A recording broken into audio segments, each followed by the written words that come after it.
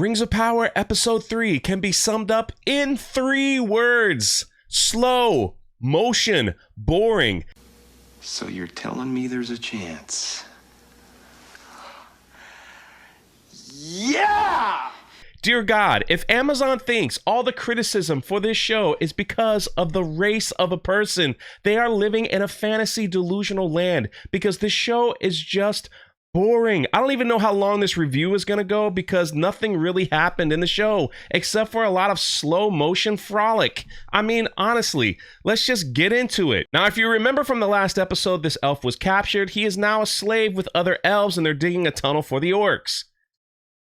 That's it. And at the end of episode 2, we saw a blurry man rescuing Galadriel from the sea and her companion. Well, this is the guy. He's a captain. And the dialogue here is horrible. All they say is, "Where are you taking us?" He goes, "Well, once we get there, you can ask around." And then they say, "Well, where are we going?" We're going to get there." And they keep asking, "Well, what port is it?" And he's like, they'll tell you, and it's just back and forth nonsense when Galadriel is just like this major Karen the entire time, angry, bitter, and demands answers and respect.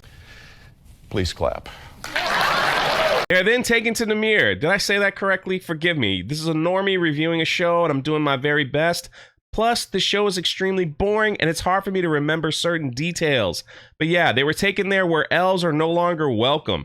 So the companion that's with her was like, "Hey, maybe we should be cool and calm, and like, let's just chill and maybe we can get out of here." Galadriel was like, "No, look at my ears, I'm an elf. How dare you? I'm gonna get out of here. I'm gonna do whatever I want. You have no right to tell me anything. Remember, the elves are the ones that put you here." So she's just being bitter and snappy. What did she say? And, the queen here is just like, "Well, you're gonna stay here for a few days." She's like, "I will not." And she stayed. The captain that saved Galadriel has a son, and we just go see what he's up to. And he's actually in boat school, where he's learning to be a seaman, I guess, and he saved someone's life. And I will say this, like I've always said, the visuals were stunning, but this show just looks like someone took a really nice drone and filmed some incredible shots in New Zealand, and they just keep plugging that in the show by adding some little effects here and there to make it look really pretty.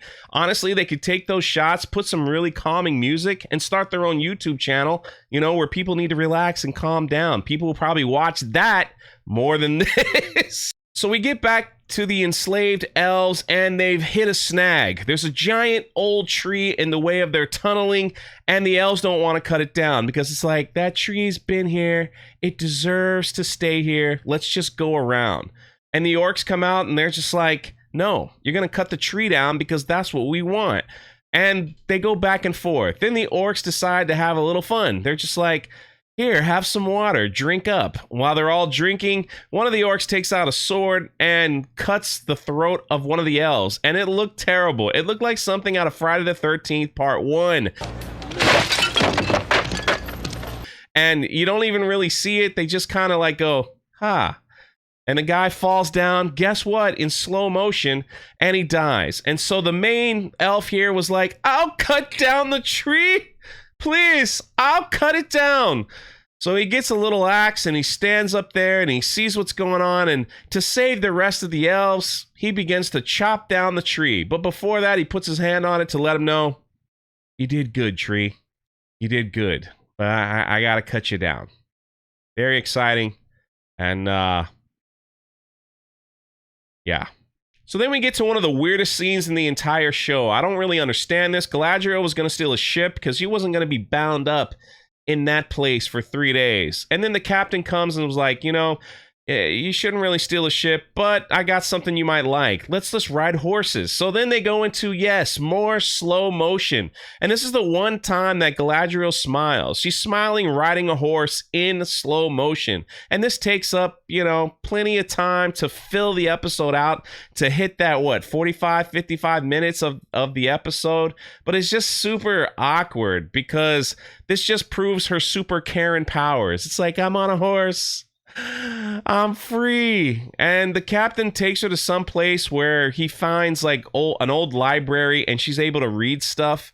and it snaps her right back into angry Galadriel. I really can't stand this character. This is the worst character of the show, and I'm really upset because the only thing that I liked was Diza and the dwarves, and they weren't even in this episode at all. Not one time, not a mention, not a fart in the wind. You take the best characters and the best thing going on, and you're just like, let's just remove it for some slow motion blonde girl riding a white horse action. There you have it. Then the Harfoots show up and they get their slow motion scene. Heck, everybody gets a slow motion scene in the series. I think they're just trying to stretch it out. But hey, you could read the dialogue and go, you guys get your slow motion scene next. Maybe Zack Snyder will film some of it because he sure does love slow motion. But they're just frolicking through the forest. Anyway, they read some story and all this stuff that I don't even understand. But the gist of it is that the village is moving. And they're saying, hey, stay together, everyone. Don't stray off the path. But you remember the Harfoot in episode 2 who broke his ankle or broke his leg because he was trying to erect a tent for the village? Yeah, he's being left behind.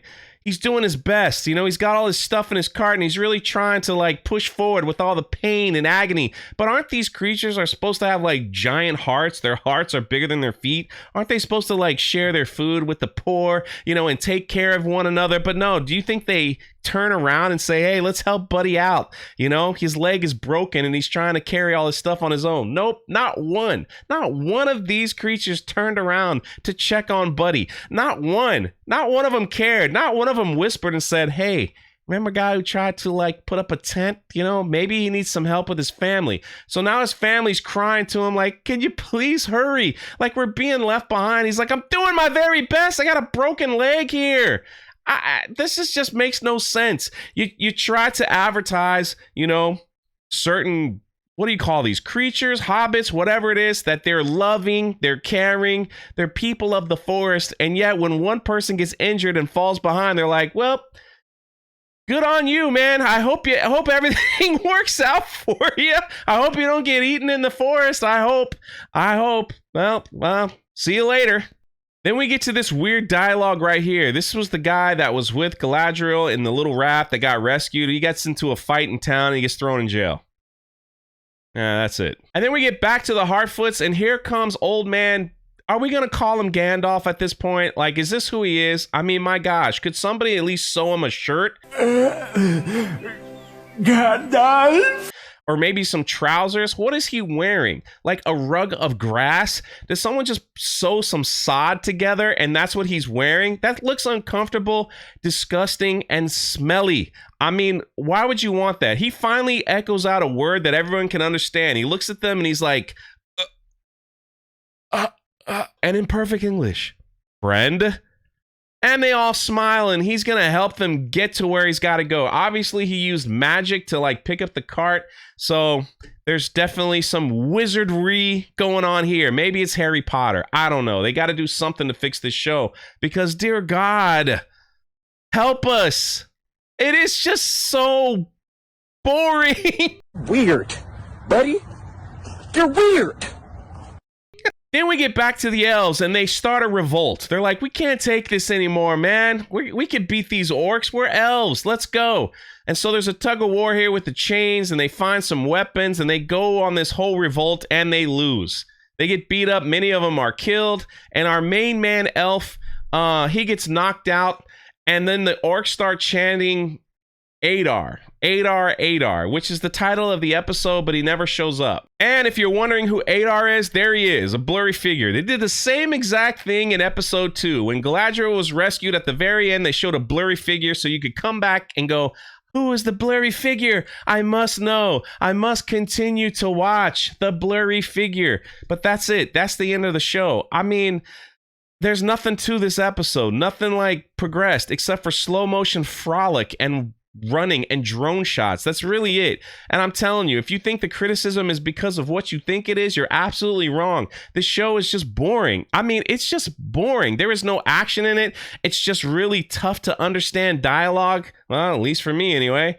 And that's basically it. A lot of slow motion. So there you have it. Episode 3, Rings of Power. Let me know your thoughts in the comment section below. If you like it here, hit the subscribe button. Appreciate the likes. And I'm going to go watch Cobra Kai now.